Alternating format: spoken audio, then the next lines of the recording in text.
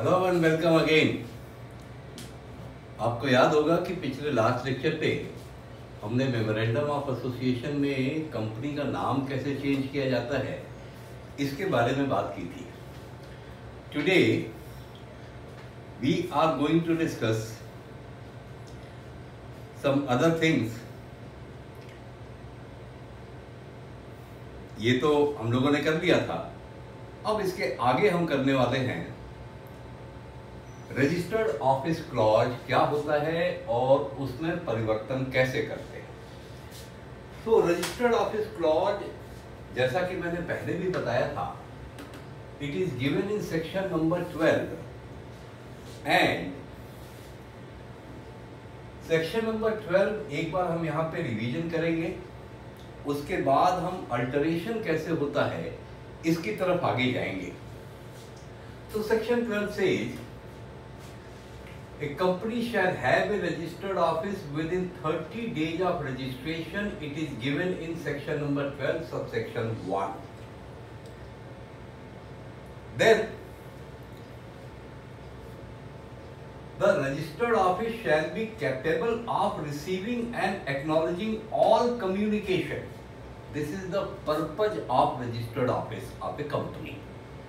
कि जब कंपनी बन गई तब तो सेपरेट लीगल एंटिटी हो गई, अपने प्रमोटर से अलग हो गई, तो अब उसकी तो सेपरेट लीगल एग्जिस्टेंस है ना भाई। तो उसके लिए तो एक अलग ऑफिस चाहिए जहां पे लेटर भेजे जा सके। अब देखिए, एक कंपनी ने अपना रजिस्टर्ड ऑफिस क्या रख लिया, हो तांगे के नीचे कंपनी चला रहे, जहां तक तांगा चल रहा है वहां तक कंपनी चल रही है, जहां तांगा रुक गया वहीं बिस्तर लगा के सो गए और ये कंपनी का रजिस्टर्ड ऑफिस हो गया। क्या ऐसा होना चाहिए कंपनी का रजिस्टर्ड ऑफिस? नहीं, कंपनी का रजिस्टर्ड ऑफिस ऐसा होना चाहिए जिसका एक एड्रेस हो, कम से कम एक कमरा हो जहां पे कंपनी को नोटिस भेजी जा सके और वो रिसीव कर सके। तो कुछ इस तरह का एक कंपनी का ऑफिस होना चाहिए। वो ये नहीं कहते कि आपका ऑफिस 10 मंजिला 20 मंजिला हो, लेकिन कम से कम ऐसी जगह हो जहां पे कि वो आपको नोटिस भेज सके। Mind it again, mind the language. Section 12 से company shall have a registered office. तो the use of the word shall denotes that it is not necessary for a company to have an registered office before incorporation. But जैसा कि आपको पता है, section 7 में कहा गया था कि कंपनी का रजिस्ट्रार कंपनी के ऊपर जोर देता है कि आप अपना रजिस्टर्ड ऑफिस कहाँ रखेंगे, इसकी जानकारी मुझे पहले ही बता दीजिए। और आपको याद होगा कि इसकी जानकारी आपने दी थी आईएनसी फॉर्म नंबर 12 में। मैंने वहां भी कहा था, अगर एक आदमी लीगली अड़ जाए कि नहीं साहब पहले आप कंपनी का रजिस्ट्रेशन कराइए, हम अगले दिन अपना रजिस्टर्ड ऑफिस ले लेंगे, वो सेक्शन 12 का इस्तेमाल करके ही कर रहा है। अब सेक्शन 12 आगे बढ़ता है। कैसे आगे बढ़ता है सेक्शन नंबर 12? सेक्शन नंबर 12 कहता है कि आपने एक जगह पे रजिस्टर्ड ऑफिस का एड्रेस दे दिया। अब उस जगह पे रजिस्टर्ड ऑफिस है या नहीं है ये हमें कैसे पता चलेगा? तो सेक्शन 12 सबसेक्शन 2 से verification of registered office to ROC within 30 days. How come? The company shall furnish to the registrar verification of its registered office within 30 days of its incorporation in form number INC 22. It means this form number INC 22 will have complete postal and communication address. Complete postal and communication address on INC form number 22 shall have to be given, and then formalities of section 12 subsection 2 will be completed. So 12 subsection 2 talks about verification of registered office. Subsection 1 talks about company shall have registered office within 30 days of incorporation. आगे चलते हैं कि आपकी company का registration तो हो गया। जब आपकी कंपनी का रजिस्ट्रेशन हो गया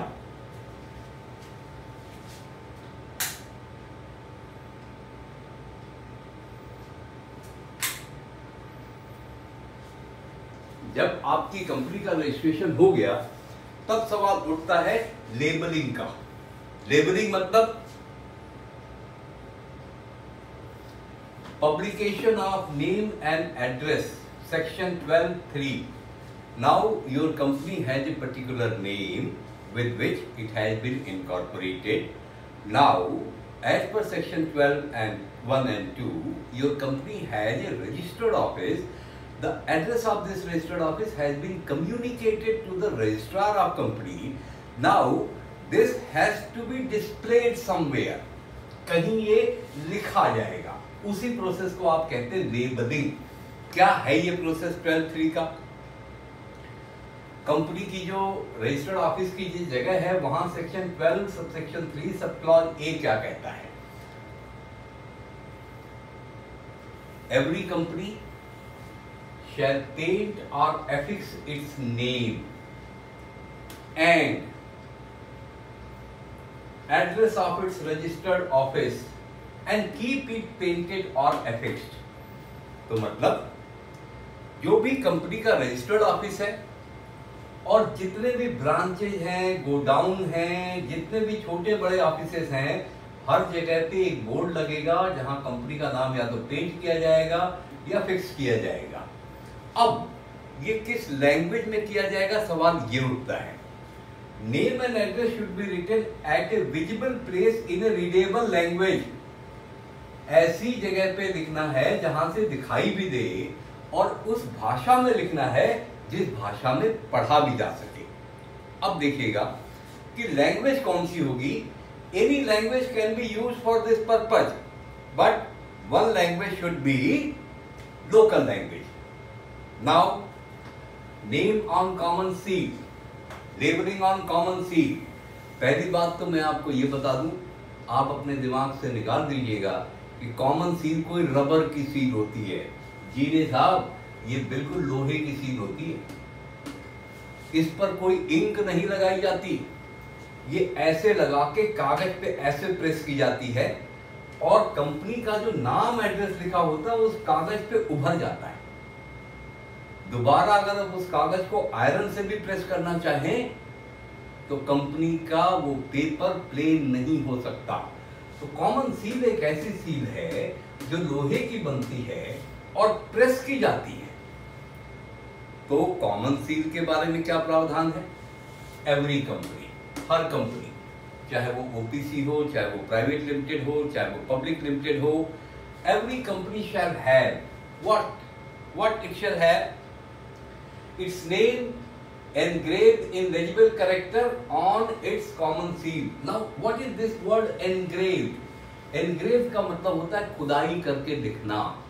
देखिए जैसे कहीं आप देखते होंगे कि हमारे आपके घर के स्टील के बर्तन होते हैं, उसमें खुदाई करके कुछ नाम लिखा होता है जो कितना भी आप बर्तन धुल दें नहीं मिटेगा।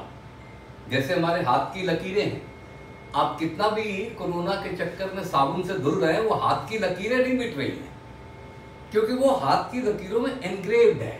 उसी तरह से ये है जिसको हिंदी में कहते हैं नक्काशी करके, उकेर करके लिखा जाए, उस तरह से कॉमन सील पे लिखा जाता है। और यही वजह है कि जब इसको दबाया जाता है तो कागज पे उस डिजाइन का पैटर्न उभर के आ जाता है।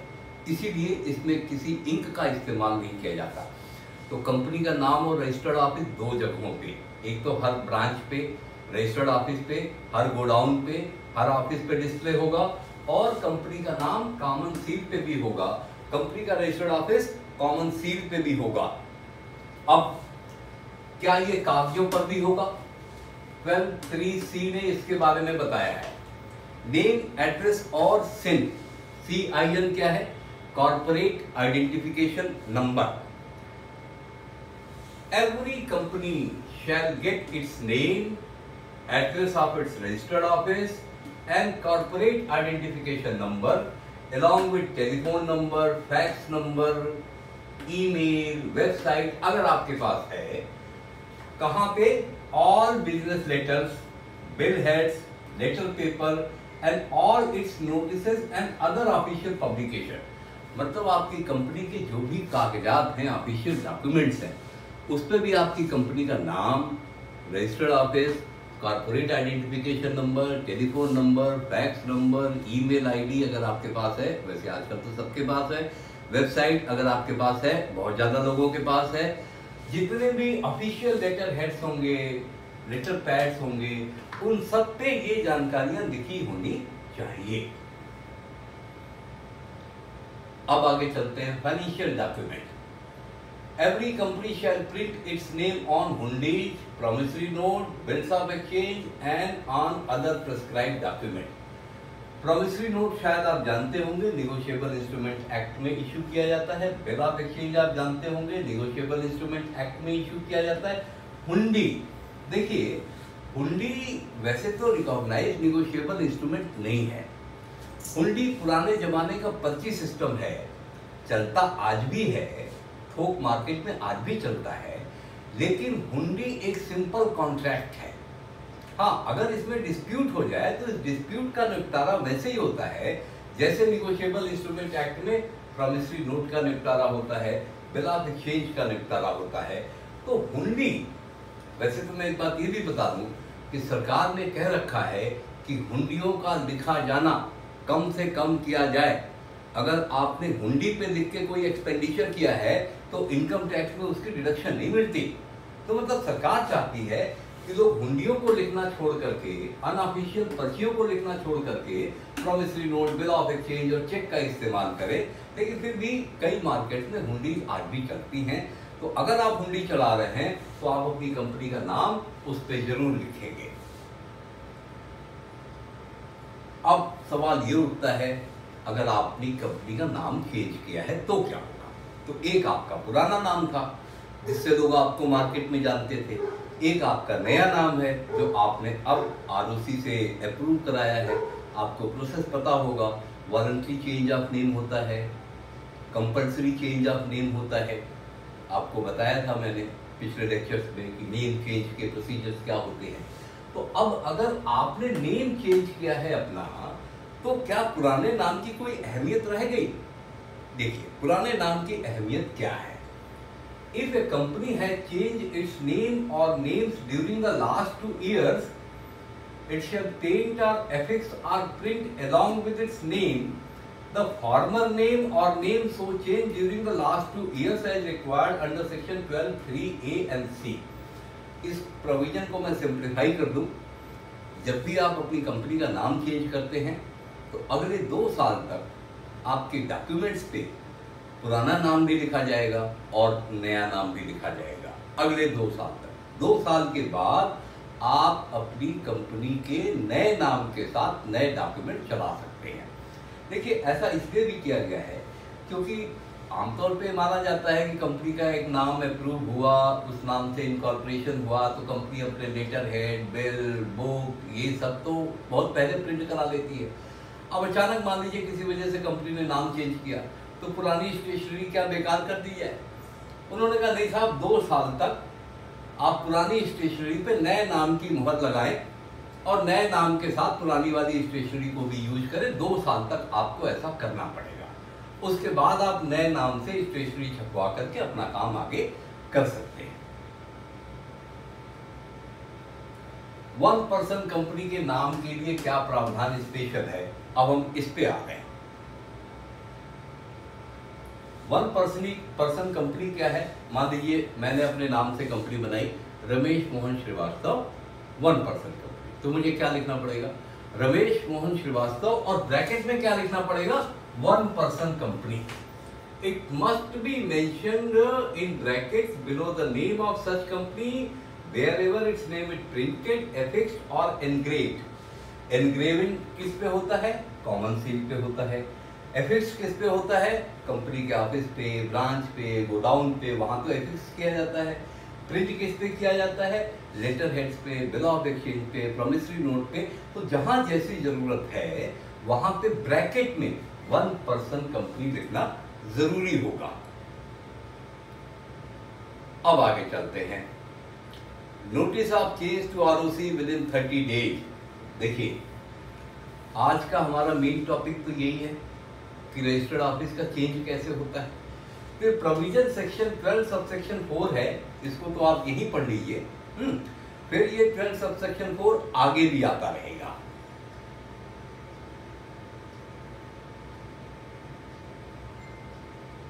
क्या है? Notice of every change of the situation of registered office after the date of incorporation of the company verified in form INC 22 shall be given to the ROC within 30 days। कहने का मतलब क्या है? जब भी आप अपना रजिस्टर्ड ऑफिस चेंज करेंगे तो रजिस्ट्रार ऑफ कंपनी को रजिस्टर्ड ऑफिस चेंज करने के 30 दिन के अंदर आप नए एड्रेस की जानकारी देंगे। एड्रेस के लिए फॉर्म वही है INC नंबर 22 जो है। जैसे आजकल बहुत से लोग घर से काम कर रहे हैं, वर्किंग फ्रॉम होम, बहुत से लोग हैं। पहले एक बढ़िया ऑफिस में काम करते थे, अब वो घर पे शिफ्ट हो गए, तो अब वो 30 दिन की नोटिस देंगे। मतलब ये नहीं कि जो एम्प्लॉय काम कर रहे हैं वो 30 दिन की नोटिस देंगे। मेरे कहने का मतलब ये है कि अगर कंपनी ने अपना रजिस्टर्ड ऑफिस चेंज किया है तो 30 दिन के अंदर वो ROC को इन्फॉर्म करेगी कि सर हमारा नया पता ठिकाना ये है और अब आप इस एड्रेस पे अपनी चिट्ठियां दे सकते हैं, इस एड्रेस पे हम आपको जवाबदेह होंगे।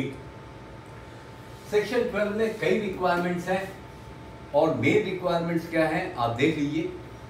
आपकी कंपनी के रजिस्टर्ड ऑफिस की जानकारी 30 दिन के अंदर मिलनी चाहिए, वेरिफिकेशन होना चाहिए 30 दिन के अंदर, आपकी कंपनी का नाम और रजिस्टर्ड ऑफिस का एड्रेस आपकी कंपनी के हर ऑफिस पे लगा होगा, आपके फाइनेंशियल डॉक्यूमेंट्स पे लिखा होगा, आपके लेटर हेड्स पे लिखा होगा। अगर ऐसा नहीं होता है then company and every officer in default shall be liable to a penalty of 1000 rupees for every day during which the default continues but not exceeding 1 lakh rupees। कहने का मतलब क्या है कि कंपनी तो जिम्मेदार होगी होगी, साथ में जिस व्यक्ति को ये काम करने की जिम्मेदारी है, जाहिर है किसी डायरेक्टर को ये जिम्मेदारी दी गई होगी, तो जो डायरेक्टर इसके लिए जिम्मेदार है उसके ऊपर 1000 रुपये पर डे की परेशानी लगेगी। मतलब कंपनी का रजिस्ट्रेशन हुआ मान लो 1 जनवरी को, 30 जनवरी तक उसको ROC को इन्फॉर्मेशन दे देनी थी, लेकिन उसने ये इन्फॉर्मेशन दी कब? 28 फरवरी को। इसका मतलब क्या हुआ? 31 जनवरी से लेकर 28 फरवरी तक 29 दिनों के लिए 1000 रुपये पर डे की पेनाल्टी लगेगी, 29,000। लेकिन ये पेनाल्टी 1 लाख रुपए से ज्यादा की नहीं होगी। हालांकि पेनाल्टी बहुत बड़ी है 1 लाख रुपए भी, लेकिन 1 लाख रुपए से ज्यादा की नहीं होगी।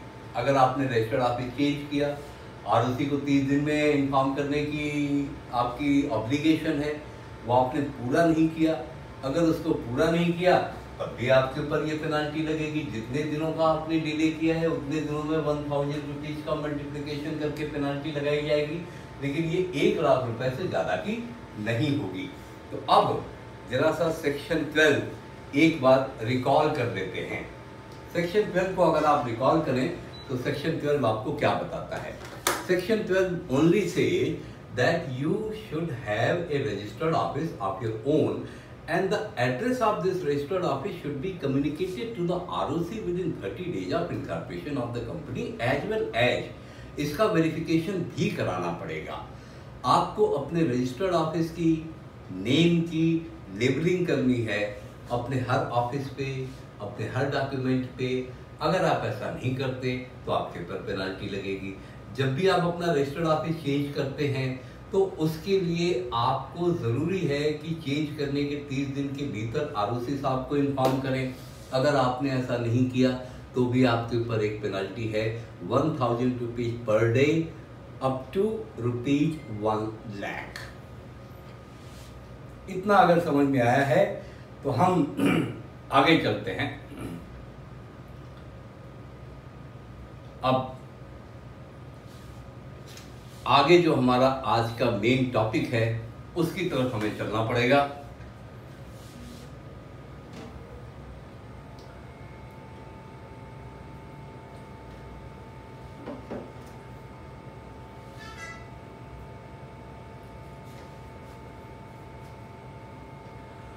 आज का हमारा मेन जो टॉपिक है that is what alteration of registered office clause. कंपनियों की लाइफ में कई दफा ऐसा होता है जब वो रजिस्टर्ड ऑफिस क्लॉज को चेंज करते हैं। अभी मैं बता दूं, कंपनी के मेमोरेंडम के ऊपर क्लॉज नंबर 2 होता है जो रजिस्टर्ड ऑफिस का क्लॉज होता है, और यहाँ पे सिर्फ इतना लिखा होता है, the registered office of the company shall be situated in the state of, let's suppose Madhya Pradesh, in the state of let's suppose Rajasthan, in the state of let's suppose Haryana. तो स्टेट का नाम लिखा होता है। एग्जैक्ट एड्रेस आप कहाँ देते हैं? आईएनसी फॉर्म नंबर 22 में। मेमोरेंडम पे डिस्ट्रिक्ट का नाम नहीं लिखा होता, मेमोरेंडम पे एग्जैक्ट एड्रेस नहीं लिखा होता, मेमोरेंडम पे सिर्फ और सिर्फ स्टेट का नाम लिखा होता है। और अब सेक्शन 13 जो कि बेसिक सेक्शन मैंने आपको बताया था मेमोरेंडम को चेंज करने का, जरा सा इसको पढ़िएगा। Section 13 ऑथराइजेज a company to alter the MOA at a general meeting। General meeting क्या है? AGM या EGM। by passing resolutions।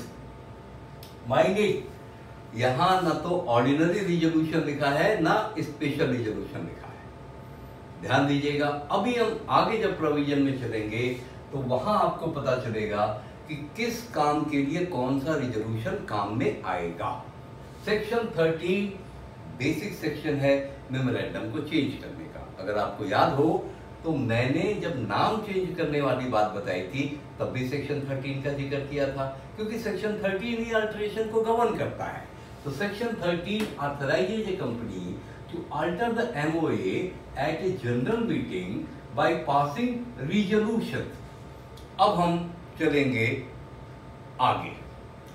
Section 41B, अगर आपको याद हो, contents of memorandum of association, जो मैंने शुरू के लेक्चर में बताया था। 41B फिर से एक बार बता दे रहा हूं। It required the name of the state should be given in memorandum of association where the registered office of the company is to be situated. Mind the word to be. ये to be क्यों लिखा गया है? क्योंकि इस section को मालूम है कि एक सेक्शन 12 है कंपनी लॉ में, जो क्या कहता है सेक्शन 12 कि जब कंपनी रजिस्टर्ड हो जाएगी तो उसके 30 दिन के भीतर रजिस्टर्ड ऑफिस लेना है।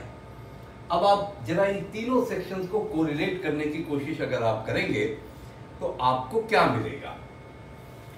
मिलेगा ये कि जब भी कंपनी रजिस्टर्ड होती है तो सेक्शन 4 कहता है मेमोरेंडम में लिखो स्टेट का नाम। सेक्शन 12 कहता है कि 30 दिन के भीतर रजिस्टर्ड ऑफिस होगा। लेकिन बीच में एक सेक्शन 7 घुस जाता है जो आरओसी को पावर देता है कि जिस टाइम पे कंपनी रजिस्टर्ड हो रही है उसी टाइम पे आप कंपनी से रजिस्टर्ड ऑफिस का एड्रेस मांगो।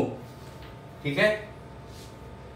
सो when a company want to change its RO from one state to another, only then it shall be taken as alteration of memorandum. इस लाइन को ध्यान में रखिएगा कि जब कंपनी स्टेट चेंज करती है तभी तो मेमोरेंडम में चेंज होगा, अदरवाइज तो मेमोरेंडम में चेंज होगा नहीं। लेकिन अब मैं आपको ले चलता हूं कि रजिस्टर्ड ऑफिस कौन कौन से सिचुएशन में चेंज होगा। Situation of change of registered office and their procedures. पहली तो बात है change of registered office from one place or premises to another place or premises in the same city, town or village। जैसे कि हम इस समय दिल्ली के लक्ष्मी नगर में हैं, तो अब लक्ष्मी नगर से हम जाना चाहे मान लीजिए हौज खास, तो दिल्ली में ही है, एक मोहल्ले से दूसरे मोहल्ले में जा रहे हैं। जैसे मान लीजिए आप लखनऊ में हैं, आपकी कंपनी का ऑफिस लखनऊ में है, तो आप लखनऊ के गोमती नगर एरिया से निकल के कहां आ रहे हैं? हजरतगंज। एक मोहल्ले से दूसरे मोहल्ले में, शहर वही है, शहर वही है। आप नोएडा में हैं, सेक्टर 50 से निकल के सेक्टर 70 में जा रहे हैं, नोएडा ही है, जिला एक ही है। तो ये सिचुएशन है जिले वाली। लेकिन मैं इतना बता दूं कि अगर आप सिर्फ जिले के भीतर एक मोहल्ले से दूसरे मोहल्ले में जाएंगे तो आपका सिर्फ एड्रेस चेंज होगा, रजिस्टर्ड ऑफिस मेमोरेंडम पे नहीं चेंज होगा, क्योंकि स्टेट अभी भी सेम है। इसका प्रोसीजर अभी थोड़ी देर में देखते हैं। दूसरी सिचुएशन देखिए कब है, change of registered office from one city, one town, one village to another city, another town और village in the same state. State same है, शहर बदल रहा है। राजस्थान में आपका रजिस्टर्ड ऑफिस है, आप जयपुर से उदयपुर जा रहे हैं, स्टेट सेम है, आरओसी सेम है, एक डिस्ट्रिक्ट से दूसरे डिस्ट्रिक्ट में जा रहे हैं। मध्य प्रदेश में रह रहे हैं आप, भोपाल से जबलपुर जा रहे हैं, स्टेट सेम है, सिर्फ डिस्ट्रिक्ट चेंज हो रहे हैं। इस सिचुएशन में भी मेमोरेंडम में कोई परिवर्तन नहीं आएगा क्योंकि स्टेट वही है। अब दो सिचुएशन जरा सा और देखिएगा। ये तीसरी सिचुएशन है, change of registered office from one city, town और village to another city, town और village in the same state. यहां तक तो बिल्कुल ऊपर वाला है, यहां से बदलता है। क्या बदलता है, change of RO from one city, town और village to another city, town और village in the same state from jurisdiction of one ROC to another ROC। यहाँ नीचे ब्रैकेट में लिखा हुआ महाराष्ट्र एंड तमिलनाडु। एक्चुअली देखिए है क्या, महाराष्ट्र और तमिलनाडु में दो स्टेट ऐसे हैं जहां पे एक ही स्टेट में दो ROC बैठते हैं। महाराष्ट्र में एक ROC मुंबई में है, दूसरे नागपुर में है। तमिलनाडु में एक ROC चेन्नई में बैठते हैं, एक कोयम्बटूर में बैठते हैं। ऐसा भारत के दो ही राज्यों में है कि एक राज्य है, दो ROC है। जाहिर है कि महाराष्ट्र में जो मुंबई के ROC साहब हैं, उनके अंडर में महाराष्ट्र के कुछ जिले दे दिए गए हैं। नागपुर वाले के अंडर में महाराष्ट्र के कुछ जिले दे दिए गए हैं। तमिलनाडु में जो चेन्नई वाले ROC साहब हैं, उनके अंडर में तमिलनाडु के कुछ जिले दे दिए गए हैं। जो कोयम्बटूर वाले ROC साहब हैं, उनके अंडर में कुछ जिले दे दिए गए हैं। तो जब आप महाराष्ट्र या तमिलनाडु में एक जिले से दूसरे जिले में जा रहे हैं, लेकिन एक ROC के ज्यूरिसडिक्शन से निकल के दूसरे में जा रहे हैं, जैसे महाराष्ट्र में आप मुंबई से नागपुर जा रहे हैं अपना रजिस्टर्ड ऑफिस चेंज करके, तो जाहिर है ROC का अधिकार क्षेत्र बदल रहा है, तो भी आपको मेमोरेंडम में चेंज करना पड़ेगा। तो तीसरी सिचुएशन में मेमोरेंडम चेंज होता है महाराष्ट्र तमिलनाडु, वो भी तब जब आप एक ROC के ज्यूरिसडिक्शन से निकल के दूसरे वाले में जा रहे हैं। अगर आप सेम ROC के ज्यूरिसडिक्शन में तो नहीं होगा, फिर तो ऊपर वाला केस हो गया।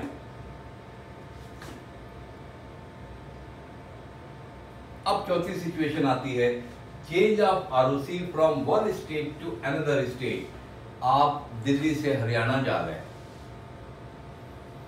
यूपी से बंगाल जा रहे हैं, स्टेट ही चेंज हो रहा है, स्टेट ही चेंज हो रहा है, तो अब तो मेमोरेंडम भी चेंज होगा क्योंकि आपके मेमोरेंडम पे तो स्टेट का नाम लिखा था।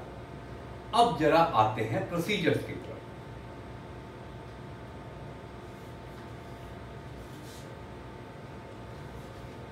Situation of change of registered office without alteration of memorandum of association. तो जो प्रोविजन मैंने अभी बताया है उसी को थोड़ा सा एक्सपेंड कर रहा हूं कि कब ऐसा होगा जब आप सिर्फ बैग उठा के चल देंगे, लेकिन आपका रजिस्टर्ड ऑफिस का एड्रेस तो चेंज होगा, लेकिन मेमोरेंडम के चेंज की जरूरत नहीं है। Change of RO from one place premises to another place of premises in the same city, town और विलेज। ये वही सिचुएशन है जो मैंने अभी बताया था आपको, लखनऊ में आप गोमती नगर से हजरतगंज जा रहे हैं। दूसरी सिचुएशन क्या है, change of registered office from one city, town और village to another city, town और village in the same state. ये वही सिचुएशन है जो मैंने अभी आपको बताया था कि आप जयपुर से उदयपुर की तरफ जा रहे हैं। तो इन दो सिचुएशन में आपका एड्रेस तो चेंज होता है, लेकिन मेमोरेंडम में अल्टरेशन नहीं होता है। अब इन दो के भी प्रोसीजर कुछ तो सीखने पड़ेंगे, कुछ तो जानने ही पड़ेंगे कि आखिर ये दो भी हम कैसे करते हैं। चलो मेमोरेंडम तो चेंज नहीं कर रहे, लेकिन रजिस्टर्ड ऑफिस तो फिर भी चेंज हो रहा है, एड्रेस तो फिर भी चेंज हो रहा है, तो करें कैसे। अब सिचुएशन ये आती है, change of RO from one premises to another in the same city, town or village, section 12(4) इसको डील कर रहा है। हम कनॉट प्लेस से ग्रेटर कैलाश जा रहे हैं, ये वही है। लखनऊ में गोमती नगर से जा रहे थे हजरतगंज, लेकिन अगर कनॉट प्लेस से गुड़गांव चले गए तो ये प्रोविजन अप्लीकेबल नहीं होगा। क्यों? क्योंकि यहाँ पे स्टेट चेंज हो रहा है। बिल्कुल बगल में गुड़गांव लगा हुआ है दिल्ली के, लेकिन यहाँ पे स्टेट चेंज हो रहा है, इसलिए ये प्रोविजन अप्लीकेबल यहाँ नहीं होगा। ये तभी अप्लीकेबल होगा जब शहर सेम है और आप उसी शहर के एक मोहल्ले से दूसरे मोहल्ले में जा रहे हैं। तो आपको चेंज कैसे करना है रजिस्टर्ड ऑफिस? ध्यान रखिए, मेमोरेंडम तो फिर नहीं चेंज हो रहा है, रजिस्टर्ड ऑफिस कैसे चेंज करना है? एक बोर्ड की मीटिंग बुलाइए, ठीक है, और बोर्ड का रिजोल्यूशन पास कीजिए, क्योंकि मेमोरेंडम में तो चेंज हो नहीं रहा है। मेमोरेंडम में चेंज होता तो सेक्शन 13 अप्लीकेबल होता, और सेक्शन 13 अप्लीकेबल होता तो जनरल मीटिंग बुलानी पड़ती। क्योंकि मेमोरेंडम चेंज नहीं हो रहा है, सेक्शन 13 अप्लीकेबल नहीं हो रहा है, तो इस पे हम सिंपल प्रोसीजर अडॉप्ट करेंगे। बोर्ड की मीटिंग बुलाएंगे, बोर्ड का रिजोल्यूशन पास करेंगे। और देखिए, बोर्ड में ना तो कोई ऑर्डिनरी रिजोल्यूशन पास होता है, ना ही कोई स्पेशल रिजोल्यूशन पास होता है। बोर्ड के रिजोल्यूशन को तो बोर्ड रिजोल्यूशन के नाम से जानते हैं। और फिर वही प्रोविजन सेक्शन 12(4) जो मैंने अभी आपको बताया था, कौन सा प्रोविजन? कि जब भी आप अपना रजिस्टर्ड ऑफिस चेंज करते हैं, आरओसी को आप इंटीमेट करते हैं आईएनसी फॉर्म नंबर 2 दे करके, और अगर आप ऐसा नहीं करेंगे तो डिफॉल्ट की पेनल्टी वही है 1000 rupees per day up to maximum of rupees 1 lakh. तो ये प्रोविजन बड़ा सिंपल हो गया, लेकिन ये एप्लीकेबल कब होगा? जब आप एक बिल्डिंग से निकल के दूसरी बिल्डिंग में जा रहे हैं। अब जैसे आप मान लीजिए एक मल्टी स्टोरी बिल्डिंग में अपना रजिस्टर्ड ऑफिस चला रहे हैं, मान लीजिए कि एक मल्टी स्टोरी बिल्डिंग में आप अपना रजिस्टर्ड ऑफिस चला रहे हैं, उसमें आपने 3rd फ्लोर पे ऑफिस लिया हुआ है। अब आपको जरूरत पड़ी नहीं, हम 5th फ्लोर पे ऑफिस लेंगे, तो आप 5th फ्लोर पे ऑफिस लेने चले गए। लेकिन ये जान लीजिए, 5th फ्लोर पे भी आप ऑफिस लेंगे तो ये वाला प्रोविजन अप्लीकेबल होगा। बोर्ड का रिजोल्यूशन पास करेंगे, आप आरओसी को इन्फॉर्म करेंगे कि अब हमारे ऑफिस का एड्रेस फ्लोर नंबर 3 से क्या हो गया, फ्लोर नंबर 5। तो जैसे ही जगह चेंज होगी, रूम नंबर भी चेंज होगा, मोहल्ला चेंज होगा, शहर सेम रहेगा, तो प्रोविजन यही एप्लीकेबल होगा।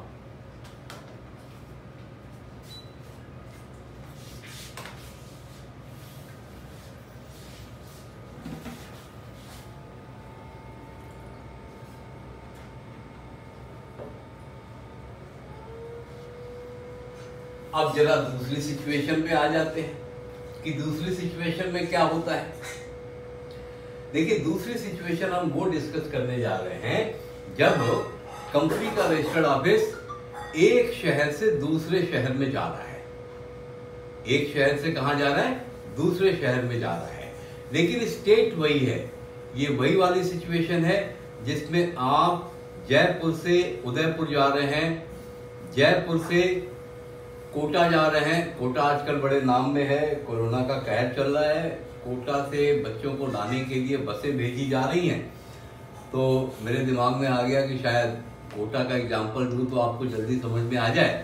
तो क्या हो रहा है कि रजिस्टर्ड ऑफिस चेंज हो रहा है एक जगह से दूसरी जगह, शहर बदल रहा है, लेकिन स्टेट वही है। तो मुझे बताइए, क्या ये मेमोरेंडम का चेंज है? अगर आरओसी का जुरिसडिक्शन वही है, जैसे कि हर स्टेट में एक आरओसी होते हैं, तो फिर आपको कोई चिंता करने की जरूरत नहीं है। प्रोविजन बहुत ही सिंपल है। आप यूपी में आगरा से नोएडा जाना चाहते हैं तो जाइए भाई, अपना रजिस्टर्ड ऑफिस उठा के झोला उठाइए और निकल लीजिए। आपको करना क्या है? जनरल मीटिंग पास करनी है और स्पेशल रिजोल्यूशन पास करना है।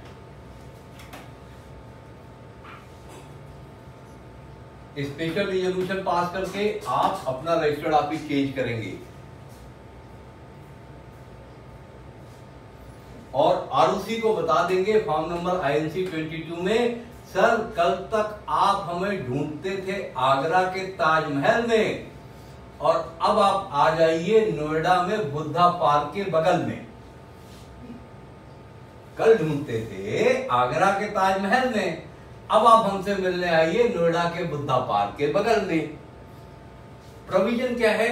स्पेशल रिजोल्यूशन पास करना है, जनरल मीटिंग में पास करना है, आरओसी को बताना है कि सर हमारा नया एड्रेस ये है। फिर से एक बार पढ़िए, जनरल मीटिंग बुलानी है, आरओसी सेम है, जनरल मीटिंग बुला रहे हैं आप, स्पेशल रिजोल्यूशन पास कर रहे हैं और आरओसी को इन्फॉर्म कर रहे हैं। अब मैं आपसे एक क्वेश्चन पूछना चाहूंगा और वो क्वेश्चन ये कि sir section 13 says what? Section 13 says that when there is an alteration of memorandum, you will have to call a general meeting, pass a necessary resolution, and then it will be treated as alteration of memorandum, right? And in case of registered office, section 4 says that the registered office clause shall contain the name of the state. Registered office की जगह पे राज्य का नाम लिखा जाएगा और जब तक राज्य का परिवर्तन नहीं होता तब तक मेमोरेंडम का परिवर्तन नहीं माना जाएगा। तो इस केस में जो अभी अभी आपने डिस्कस किया है कि आगरा से नोएडा जा रहे हैं, तो इसमें राज्य का परिवर्तन तो हो नहीं रहा है। राज्य का परिवर्तन नहीं हो रहा है तो मेमोरेंडम पे तो यही लिखा रहेगा ना कि the registered office of this state is in Uttar Pradesh. तो आप आगरा से नोएडा जा रहे हैं तो मेमोरेंडम तो चेंज नहीं हो रहा है, तो फिर जनरल मीटिंग क्यों बुला रहे हैं? स्पेशल रिजोल्यूशन क्यों पास कर रहे हैं? ये क्वेश्चन है सोचने वाला क्वेश्चन है और इसका जवाब मैं बता देता हूं आपको। मैंने आपको स्पेशल रिजोल्यूशन के बारे में बताया था कि इस पे ज्यादा मेंबर्स की मेजॉरिटी की जरूरत पड़ती है, 3/4 मेजॉरिटी चाहिए होती है। अब देखिए, आपने जब अपनी कंपनी बनाई तो आपने अपना रजिस्टर्ड ऑफिस रखा आगरा में, ठीक बात है। तो आपकी कंपनी में लोगों ने पैसे लगाए ये सोच के कि भाई हम भी आगरा के हैं, फिरोजाबाद के हैं, आसपास की जगह के हैं, तो अगर कंपनी अपनी जनरल मीटिंग वगैरह बुलाएगी, एजीएम वगैरह बुलाएगी तो हमारा जाना आसान रहेगा। आगरा में जाएंगे, ताजमहल भी देख लेंगे और मतलब टाइम मिलेगा तो मथुरा में भी दर्शन कर लेंगे और बढ़िया है। आगरा एक अच्छी जगह है, ऐतिहासिक शहर है, आगरा से हमारा पुराना रिश्ता है, तो अच्छी बात है। तो आगरा में रख रहे हैं तो हम लोग इस कंपनी में पैसे लगा रहे हैं। उन्होंने पैसा लगाया ये सोच के कि कंपनी का रजिस्टर्ड ऑफिस आगरा में है। अब आप क्या कर रहे हैं कि कंपनी का रजिस्टर्ड ऑफिस आगरा से हटा के नोएडा ले जा रहे हैं, वहां से दूर ले जा रहे हैं, तो आपको उन शेयर होल्डर्स की परमिशन चाहिए। जब आप एक ही शहर में एक मोहल्ले से दूसरे मोहल्ले में जा रहे थे तो आपने देखा शेयर होल्डर की परमिशन नहीं चाहिए थी, बोर्ड रिजोल्यूशन से काम चल गया था। लेकिन जब आप एक स्टेट में एक शहर से दूसरे शहर में जा रहे हैं तो मेमोरेंडम का अल्टरेशन तो फिर भी नहीं हो रहा क्योंकि आरओसी सेम है। लेकिन शेयर होल्डर से तो परमिशन मांगो कि सर अब आपको आगरा नहीं नोएडा आना पड़ेगा हमसे मिलने के लिए। देखो वो परमिशन देते हैं कि नहीं देते हैं। This is the secret why in this case under section 12 subsection 5 clause A, your memorandum is not changing, but still you require to call a general meeting and pass a special resolution. This is an exceptional situation, and this is so beautiful situation. Company law ने democracy का पालन किया है कि जिन share holder से आपने ये बता के पैसा लिया था कि हमारा रजिस्टर्ड ऑफिस आगरा में होगा, अब आप अपना रजिस्टर्ड ऑफिस नोएडा में ले जाना चाहते हैं, तो क्या उन्हीं शेयर होल्डर से आपको पूछना नहीं चाहिए? हालांकि मेमोरेंडम में चेंज नहीं है। आप सोचिए लोकतंत्र का कितना प्यारा एग्जाम्पल है। आगे चले।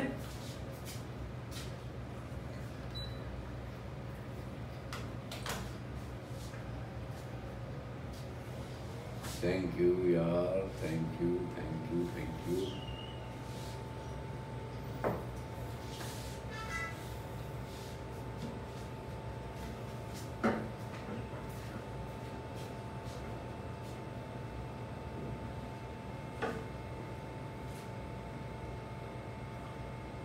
अब जरा सा आगे चल लेते हैं, आप इस प्रोविजन को एक बार फिर से देख लीजिए, हम इसी पे थे।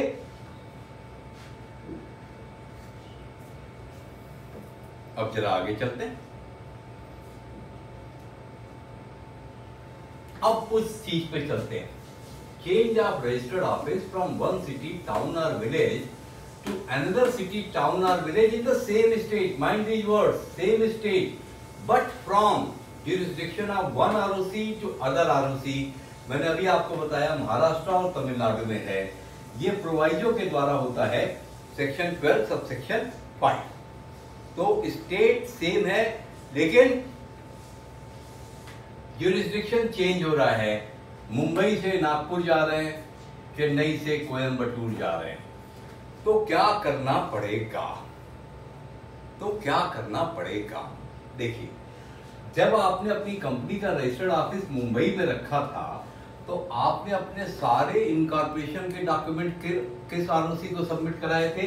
मुंबई के आरओसी को सबमिट कराए थे। लेकिन अब आप उसके ज्यूरिसडिक्शन से निकल के नागपुर वाले ज्यूरिसडिक्शन में जाना चाहते हैं, तो भाई नागपुर वाला आरओसी तो आपको पहचानता नहीं है कि आप कौन हैं। तो नागपुर वाले आरओसी को तो आप अपनी आइडेंटिटी बताइए कि आप कौन हैं। इसी तरह जब आपने चेन्नई में कंपनी इनकॉर्पोरेट कराई थी तो आपने अपने सारे डॉक्यूमेंट चेन्नई वाले आरओसी को दिए थे। अब आप ऐसे ज्यूरिसडिक्शन में जा रहे हैं जो ज्यूरिसडिक्शन कोयम्बटूर वाले आरओसी के पास है, तो अब इस आरओसी को तो चाहिए ना कि भैया आप हैं कौन, हमारे इलाके में आ रहे हैं, रह रहे हैं, ठीक है, अच्छी बात है, लेकिन आप कौन है इतना तो बताइए। ये वजह है कि यहाँ पे मेमोरेंडम चेंज होगा। कैसे चेंज होगा? इन स्टेट्स में जो कंपनी इनकॉर्पोरेट होती है उसके मेमोरेंडम पे क्या लिखा होता है? The registered of the company, the registered office of this company shall be situated in the state of Maharashtra under the jurisdiction of Mumbai. और मान लीजिए आप तमिलनाडु में इनकॉर्पोरेटेड है, कोयम्बटूर के आरओसी की ज्यूरिसडिक्शन में, तो क्या लिखा रहेगा? The registered office of this company shall be situated in the state of Tamil Nadu with in the jurisdiction of ROC Coimbatore. और आपके सर्टिफिकेट ऑफ इनकॉर्पोरेशन पे भी ये वाला आरओसी साइन करेगा, मतलब ये वाला आरओसी आपको जानता है। महाराष्ट्र में आपने मुंबई में कंपनी इनकॉर्पोरेट कराई तो मुंबई वाला आरओसी आपको जानता है। अब आप निकल के नागपुर जाना चाहते हैं या कोयम्बटूर में है तो चेन्नई जाना चाहते हैं, तो जाहिर है आपके मेमोरेंडम पे क्या चेंज आएगा? The registered office of this company shall be situated in the state of Maharashtra under the jurisdiction of ROC Nagpur. अगर आप कोयम्बटूर से चेन्नई जा रहे हैं तो क्या लिखेगा? The registered office of this company shall be situated in the territory of in the state of Tamil Nadu under the jurisdiction of ROC Coimbatore. अब आप चेन्नई जा रहे हैं तो चेन्नई वाले आरओसी को कुछ ना कुछ चाहिए। इसकी प्रोसीडिंग कैसे होती है? क्योंकि ये मेमोरेंडम में चेंज है तो सेक्शन 13 एप्लीकेबल हो जाएगा। सेक्शन 13 क्या कहता है? This company will have to pass a resolution. अब देखते हैं क्या करना पड़ेगा हमें। जनरल मीटिंग बुलानी पड़ेगी। कौन बुलाता है कंपनी में general meeting? Board of director. They will call A general meeting. AGM बुलाएंगे, एनुअल जनरल मीटिंग, और ईजीएम बुलाएंगे, एक्स्ट्रा ऑर्डिनरी जनरल मीटिंग। मैंने आपको बताया था शेयर होल्डर की 2 मीटिंग्स होती हैं। पास स्पेशल रिजोल्यूशन। अरे भैया, जब एक शहर से दूसरे शहर में जा रहे थे, स्टेट सेम था, तब तो आपको स्पेशल रिजोल्यूशन पास करा दिया था। अब यहाँ तो मुंबई से नागपुर जा रहे हो, एक आरओसी के ज्यूरिसडिक्शन से निकल के दूसरे में जा रहे हो, तब तो स्पेशल रिजोल्यूशन पास करना ही पड़ेगा। और फिर उस रिजोल्यूशन को आरओसी को सबमिट कीजिए और फिर पुराना और नया वाला मेमोरेंडम और आर्टिकल सबमिट कीजिए। देखिए ये लाइन पहली बार आई है आपके पास। अभी तक जो 2 सिचुएशन की है उसमें ये वाली लाइन नहीं थी, submit old and new memorandum and article. क्यों नहीं थी? क्योंकि उन दोनों सिचुएशन में मेमोरेंडम का चेंज नहीं हुआ था। ये पहली सिचुएशन है जब मेमोरेंडम में कम से कम आरओसी का जो ज्यूरिसडिक्शन लिखा गया है वो तो चेंज होगा। तो अब आप पुराना वाला और नया वाला मेमोरेंडम सबमिट कर देंगे आरओसी को। सवाल ये उठता है कि ये किस आरओसी को सबमिट होगा? फॉर एग्जाम्पल मान लीजिए कि हम मुंबई वाले आरओसी से निकल के नागपुर वाले आरओसी के पास जा रहे हैं, तो ये कौन सा आरओसी होगा जिसके पास हम पुराना वाला और नया वाला सबमिट करेंगे? देखिए, नागपुर वाला आरओसी अभी आपको जानता ही नहीं है, ये आप पुराने वाले क्या सबमिट करेंगे, ठीक है। तो पुराने वाले को क्या पता चलेगा कि भाई ये दुल्हन अब विदा होकर के नए घर में जा रही है, तो वो उस दुल्हन के सारे डॉक्यूमेंट, सारे बैग वगैरह तैयार करके उस दुल्हन को विदा करेगा, नए वाले आरओसी के पास ये सारे डॉक्यूमेंट भेजेगा। तब वो नागपुर वाला आरओसी समझ पाएगा ना कि हाँ आप कौन हैं। पहले आप आरओसी मुंबई के पास थे, उनके ऑफिस से डॉक्यूमेंट आ रहे हैं नागपुर वाले आरओसी के पास। तो ये जो आरओसी है ये अभी भी आपका पुराना वाला है। हालांकि ये अब करेगा क्या कि ये आपके डॉक्यूमेंट को निकाल करके भेज देगा किसके पास? नए वाले आरओसी के पास। फिर आप करते हैं रीजनल डायरेक्टर को अप्लाई। अब देखिए, जो रीजनल डायरेक्टर है वो आपको पिछले लेक्चर में बताया था आरओसी से ऊपर होता है। अब रीजनल डायरेक्टर को अप्लाई करके आप उससे मांगते हैं कंफर्मेशन कि सर जो स्पेशल रिजोल्यूशन हमने पास किया है आप प्लीज उसको कंफर्म कर दीजिए ताकि हमारा रजिस्टर्ड ऑफिस का चेंज होना बिल्कुल पक्का हो जाए। इसका मतलब यहाँ पे एक स्टेज और आ जाती है अप्रूवल कराने की रीजनल डायरेक्टर से। अगर रीजनल डायरेक्टर ने कंफर्म कर दिया 30 दिन के भीतर, तो कंपनी को बोल देगा कि हाँ आप अपना रजिस्टर्ड ऑफिस मुंबई से नागपुर ले जा सकते हैं, आप अपना रजिस्टर्ड ऑफिस कोयम्बटूर से चेन्नई ले जा सकते हैं। आरडी आपके एप्लीकेशन को रिजेक्ट भी कर सकते हैं क्योंकि उनकी डिस्क्रिप्शन है, उनको कंफर्म करना है। तो जो कंफर्म कर सकता है वो रिजेक्ट भी कर सकता है। तो ये एक एक्स्ट्रा फॉर्मेलिटी बढ़ जाती है कि जब आप अपने स्पेशल रिजोल्यूशन को पास करने के बाद आरओसी को सबमिट करते हैं, उसके तुरंत बाद आप रीजनल डायरेक्टर को भी सबमिट करते हैं कि सर प्लीज इसको कंफर्म कर दीजिए। अगर ये कंफर्म हो गया तो कंपनी इस कंफर्मेशन को रजिस्ट्रार ऑफ कंपनी के पास 60 दिनों में फाइल करेगी और अब जो नया वाला आरओसी होगा वो इस कंपनी के नए रजिस्टर्ड ऑफिस को रिकॉग्नाइज करेगा। अब ये नया वाला आरओसी आ गया। यहाँ पे ROC will register the resolution and certify the registration within 30 days from the date of filing of such confirmation। तो आरडी साहब से जो कंफर्मेशन आती है वो 60 दिन के अंदर आप आरओसी को सबमिट करेंगे, नए वाले को करेंगे, एक कॉपी पुराने वाले को भी भेजेंगे कि हमें आपके यहाँ से जाने की परमिशन मिल गई, लेकिन ये नए वाले आरओसी को आप जरूर सबमिट करेंगे। 30 दिन के अंदर वो कंफर्म कर देगा, ठीक है।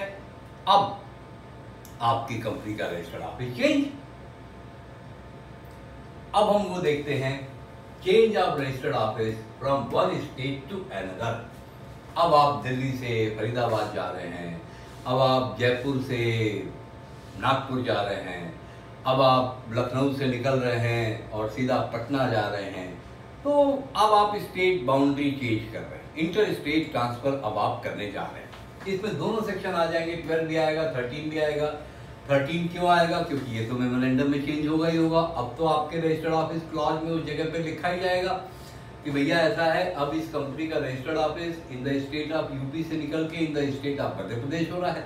इसके प्रोसीजर्स क्या है? पहला, pass special resolution at general meeting to alter memorandum of association. जाहिर सी बात है, सेक्शन 13 एप्लीकेबल है और आप स्टेट चेंज कर रहे हैं तो स्पेशल रिजोल्यूशन तो चाहिए ही चाहिए। फिर कंफर्मेशन बाय वाओ सेंट्रल गवर्नमेंट, आरडी से भी ऊपर central government, ministry of corporate affairs आ गया यहाँ पे। जी हाँ, ये आसान नहीं है, स्टेट चेंज करना आसान नहीं है क्योंकि आपको सेंट्रल गवर्नमेंट से कंफर्मेशन लेनी पड़ती है। अच्छा, सेंट्रल गवर्नमेंट से कंफर्मेशन जब आप लेने के लिए जाएंगे तो यहाँ पॉइंट नंबर सी देखिए, बड़ा इंपॉर्टेंट है। Notice to parties before confirmation. Notice of alteration is given to every debenture holder and other affected party and to creditors. बड़ा इंपॉर्टेंट है ये, पढ़िएगा इसको फिर से। Notice to party before confirmation and notice of alteration is given to every debenture holder and other affected party and to creditors. देखिए आपने क्या किया, स्पेशल रिजोल्यूशन पास किया, फिर सेंट्रल गवर्नमेंट के पास चले गए कि सर हम यूपी से निकल के बंगाल जाना चाहते हैं। अब सेंट्रल गवर्नमेंट क्या करेगी,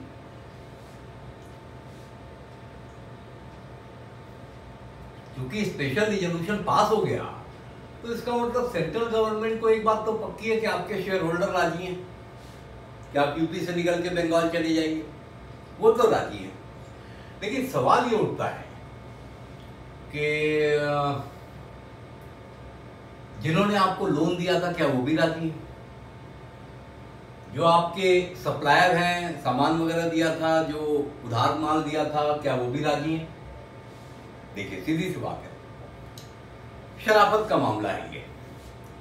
हम आप मान लीजिए एक जगह पे रह रहे हैं, उस जगह को छोड़ करके हम कहीं दूसरी जगह जा रहे हैं, परमानेंट हम उस जगह को छोड़ रहे हैं और कहीं दूसरी जगह रहने के लिए जा रहे हैं, तो हमारी जिम्मेदारी क्या बनती है कि भाई दूध वाले का हिसाब कर दें, अखबार वाले का हिसाब कर दें, पड़ोस का जो बनिया है जिससे हम सामान लेते हैं उसको पेमेंट कर दें और बोले भाई अगर कभी कुछ कहा सुना होगा तो माफ करना, और अब हम लोग ये जगह छोड़ के जा रहे हैं, तो अच्छी बात है। ऐसा तो नहीं कि आप चुपचाप निकल लिया, पड़ोस का बनिया फिर ढूंढता हुआ आ रहा है, अरे भाई बड़ा गलत आदमी था यार, एकदम चोर आदमी था, बताओ मेरा पैसा देके भाग गया, फिर तो यही कहेंगे ना।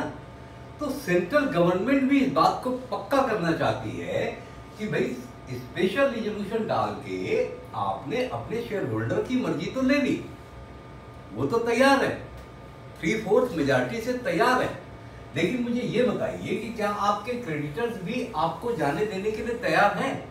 क्या आपके डिबेंचर होल्डर्स भी आपको जाने देने के लिए तैयार हैं? तो इसकी जानकारी लेने के लिए सेंट्रल गवर्नमेंट क्या करती है, सबको नोटिस भिजवाती है। अब इसका कोई टाइम नहीं है, सेंट्रल गवर्नमेंट की नोटिस कब जाएगी सेंट्रल गवर्नमेंट की मर्जी पे है। आपने अपना रिजोल्यूशन पास कर दिया, बहुत अच्छा, अब वेट कीजिए कि सेंट्रल गवर्नमेंट सबको नोटिस देती है, अखबार में नोटिस देती है कि भाई सभी लोग बताओ किस कंपनी को यूपी से छोड़ करके बंगाल जाने की परमिशन दी जाए ना दी जाए। सबको नोटिस दिया, हालांकि सेंट्रल गवर्नमेंट की तो मर्जी है, वो कह भी सकती है कि हम किसी को नोटिस नहीं देंगे, मर्जी है।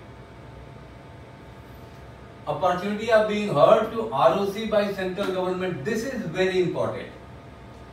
आप यूपी से निकल के कहां जा रहे हैं, बंगाल, यूपी वाले आरओसी को बुलाया जाएगा कि आरओसी साहब आपको कोई परेशानी तो नहीं है? हो सकता है आरओसी बोले करे सर इनका तो इतना पैसा ड्यू है, इनके ऊपर पेनल्टी लगाई थी मैंने, इसीलिए भाग रहे हैं ये। सेंट्रल गवर्नमेंट कंफर्म नहीं करेगी। क्रेडिटर्स बोले कि सर मेरा पैसा ड्यू है, जब तक मेरा पैसा नहीं देंगे मैं तो नहीं जाने दूंगा, मेरा पैसा नहीं देंगे मैं तो नहीं जाने दूंगा। कहने का मतलब क्या है कि या तो आप क्रेडिटर्स डिबेंचर होल्डर्स के पैसे दे दीजिए या उनको राजी कर लीजिए कि देखो ऐसा है कि मैं ऐसा नहीं है, मैं आपके सबके पैसे दूंगा, आप चिंता मत कीजिए, या तो राजी कर दीजिए सबको। जैसे टाटा कंपनी ने बंगाल में कारखाना लगाया था नैनो बनाने का, कुछ प्रॉब्लम हो गई और वहां से उनको अपना प्लांट हटाना पड़ा, सिंगूर से अपना प्लांट हटा के गुजरात लाना पड़ा।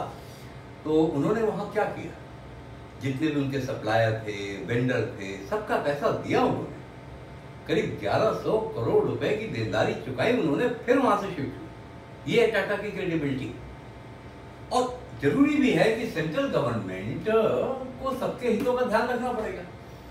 तो जब आप स्टेट टू स्टेट चेंज कर रहे हैं तो आप देख रहे हैं अथॉरिटी बढ़ गई, रीजनल डायरेक्टर नहीं है, अथॉरिटी बढ़ गई, सीधा केंद्रीय सरकार के पास मामला चला गया। भाई ये भी तो सकता है एक कंपनी जम्मू कश्मीर से हट के तमिलनाडु जा रही है, तो रीजनल डायरेक्टर के पास क्या लेके जाना है, सीधा सेंट्रल गवर्नमेंट के पास लेके चलो। तो सेंट्रल गवर्नमेंट सारे देनदारों का हिसाब चुकता करवाएगी। या तो आप उनके साथ एग्रीमेंट कीजिए कि हाँ भैया चिंता ना करो, हम हैं, हम जिंदा हैं, हम आपका पैसा लेके नहीं भागेंगे, या तो आप करो तो फिर ठीक है, सेंट्रल गवर्नमेंट इसको कंफर्म कर देगी। जब सेंट्रल गवर्नमेंट कंफर्म कर देगी तो मामला फिर कहां आएगा, आरओसी के पास जाएगा। जैसे आरडी ने जब कंफर्म किया था तो आप आरओसी के पास वो कंफर्मेशन लेके गए थे, वैसे ही अब सेंट्रल गवर्नमेंट ने कंफर्म कर दिया तो आप फिर आरओसी के पास जाएंगे। देखिए साहब, अब तो गवर्नमेंट ने भी कंफर्म कर दिया, अब तो हम लोग यूपी से बंगाल जाएंगे ही जाएंगे।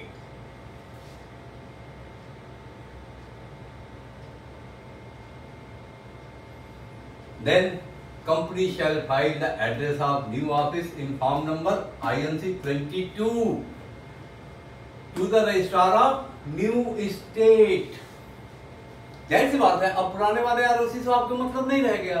अब तो आप नए वाले आरओसी के पास जाएंगे कि जी हम कोलकाता में ऑफिस अपना दे रहे हैं, फला जगह पे दे रहे हैं, INC फॉर्म 22 में भर दीजिए।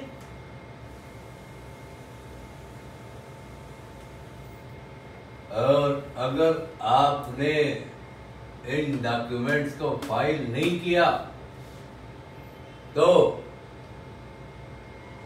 आपकी सारी कवायद धरी की धरी रह जाएगी। आप देख रहे हैं ना, यहाँ लिखा हुआ है it shall be void and inoperative. गोल गोल घूम के फिर आप वहीं पहुंचोगे भैया।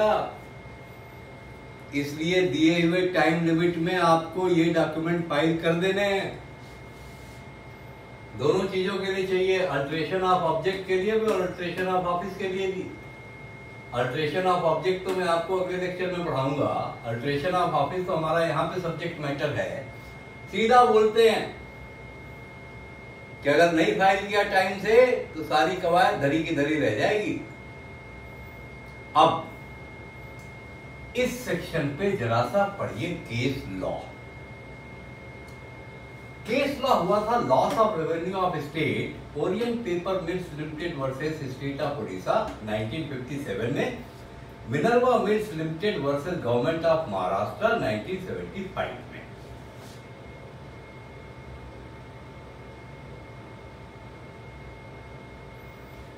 दो केसेस हैं, मैं इन दोनों केसेस को पढ़ाऊंगा। आप देखिए 1957 में हुआ था कंपनी एक्ट, 1956 बनने के ठीक एक साल के भीतर, और ये मिनर्वा मिल्स वाला महाराष्ट्र में हुआ था 1975 में हुआ था। कमाल के केसेस हैं ये दोनों, कमाल के। अभी आप देखेंगे आपको पता चल जाएगा वकालत क्या चीज होती है, आपको पता चल जाएगा वकालत क्या चीज होती है। अब मैं आता हूं जरा सा बोर्ड पे, नाम याद रखिएगा, Orient Paper Mills versus state of Orissa and Minerva Mills Limited versus state of Maharashtra.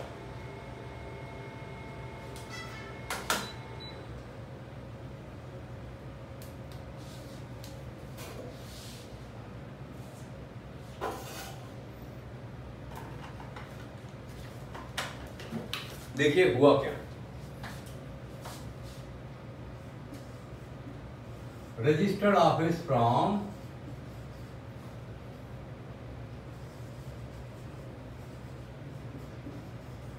One state to other. एक केस लॉ हुआ Orient Paper Mills versus Orissa, और एक केस लॉ हुआ Minerva Mills Limited versus Maharashtra. This was in 1957, this was in 1975। बढ़िया समझिएगा, मजेदार cases हैं। Orient Paper Mills versus Orissa. देखिए भारत में हकीकत है कि सबसे ज्यादा कागज की मिलें उड़ीसा और वेस्ट बंगाल में हैं, क्योंकि इनको बनाने के लिए जो रॉ मटेरियल चाहिए, कागज के लिए जो लकड़ी की लुदगी चाहिए होती है, वो उड़ीसा और वेस्ट बंगाल में सबसे ज्यादा है। लेबर की अवेलेबिलिटी भी है, तो ओरिएंट पेपर मिल्स उड़ीसा में इनकॉर्पोरेट हो गई। फिर उसने क्या किया कि उड़ीसा से वेस्ट बंगाल अपना ऑफिस लेके जाना चाहती थी। फैक्ट ऑफ द केस यही है कि this company wanted to go from Orissa to West Bengal. Okay, इस कंपनी ने अपनी जनरल मीटिंग बुलाई, स्पेशल रिजोल्यूशन डाला, वो पास हो गया। पास होने के बाद सेंट्रल गवर्नमेंट को डाला कंफर्मेशन के लिए। तो जैसा भी आपने प्रोसीजर में पढ़ा कि सेंट्रल गवर्नमेंट इसको आरओसी को बुलाती है और स्टेट को भी नोटिस देती है, क्रेडिटर्स को भी नोटिस देती है, सबको नोटिस दिया। तो अब आप देखना कि ऑब्जेक्शन क्या हुआ। ऑब्जेक्शन क्या हुआ? ऑब्जेक्शन ये हुआ कि sir, if this company is allowed to move out of Odisha, then it will result in loss in revenue.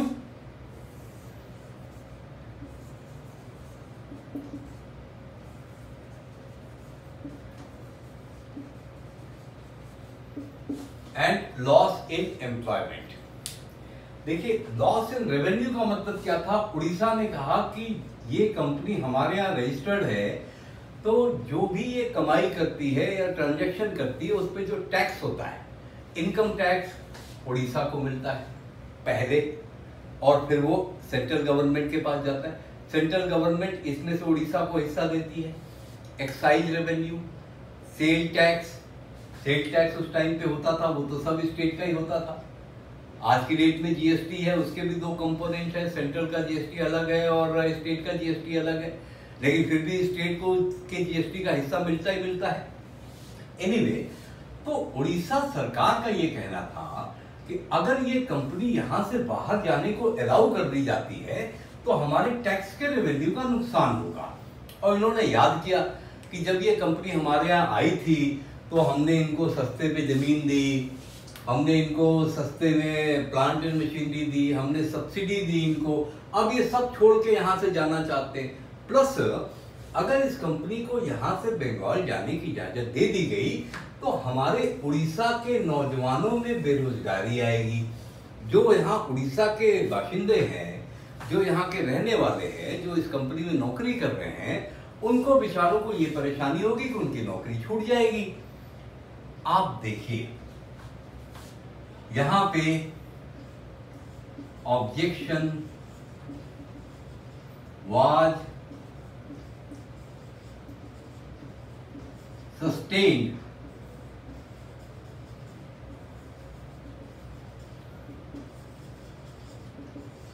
and the permission to change registered office was denied to this company. जिस वकील ने state का मुकदमा लड़ा वो वकील जीत गया, उसके तर्क को मंजूर कर लिया गया कि हाँ, बात तो सही है। अगर इस कंपनी को जाने की परमिशन दी गई तो उड़ीसा के टैक्स का नुकसान होगा और यहाँ के लोगों में बेरोजगारी फैलेगी। 1957 में ये केस हुआ और उसके बाद से जब भी कोई कंपनी एक राज्य से दूसरे राज्य में जाना चाहती थी तो इसी डिसीजन का हवाला दे करके उसकी परमिशन खराब करवा दी जाती थी। स्पेशल रिजोल्यूशन पास करने का कोई मतलब नहीं रह जाता था। 1975 में ये केस हुआ। 1975 में जो ये केस हुआ, इसके फैक्ट्स भी बिल्कुल सिमिलर थे, बिल्कुल सिमिलर।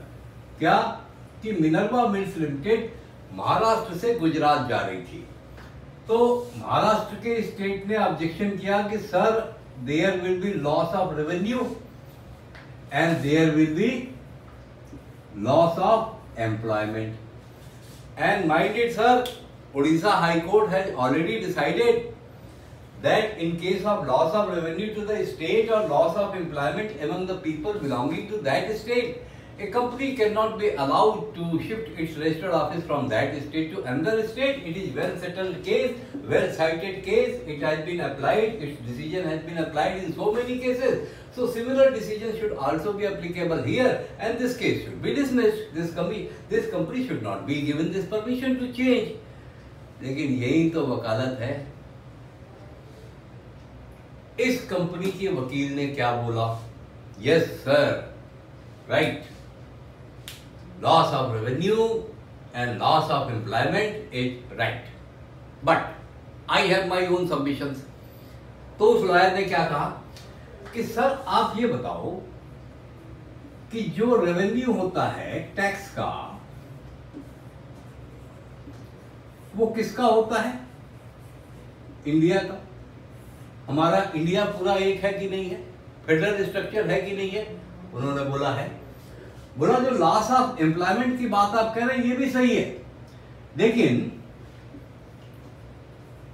अगर महाराष्ट्र में ये कंपनी चली गई तो अनएम्प्लॉयमेंट होगा। ठीक है, मान लिया आपकी बात, लेकिन यही कंपनी गुजरात में अपना प्लांट लगाएगी तो गुजरात के लोगों को एम्प्लॉयमेंट मिलेगी, क्योंकि ये कंपनी वहां पे बिना एम्प्लॉइज के काम थोड़ी करेगी, वहां के लोगों को एम्प्लॉयमेंट मिलेगी।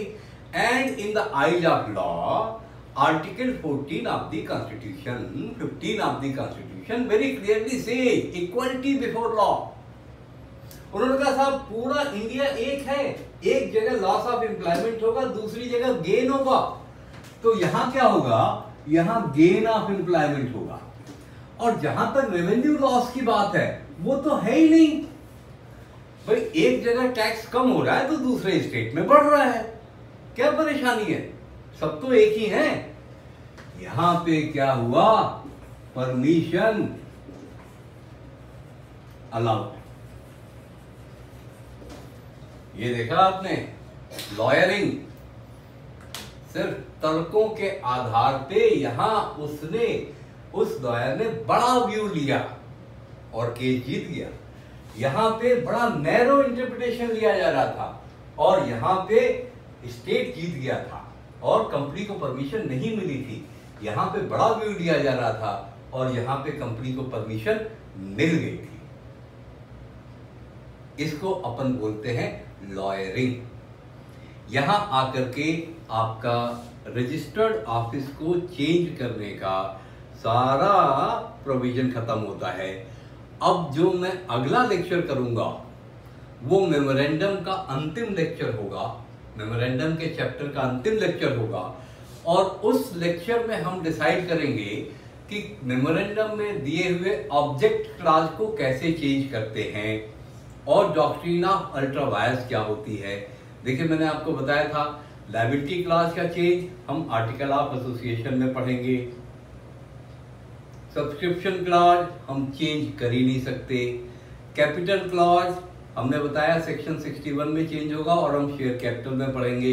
तो अगला लेक्चर मेमोरेंडम ऑफ एसोसिएशन का अंतिम लेक्चर होगा जिसमें हम बाकी सारे मुद्दों को निपटा देंगे। तब तक के लिए इजाजत दीजिए।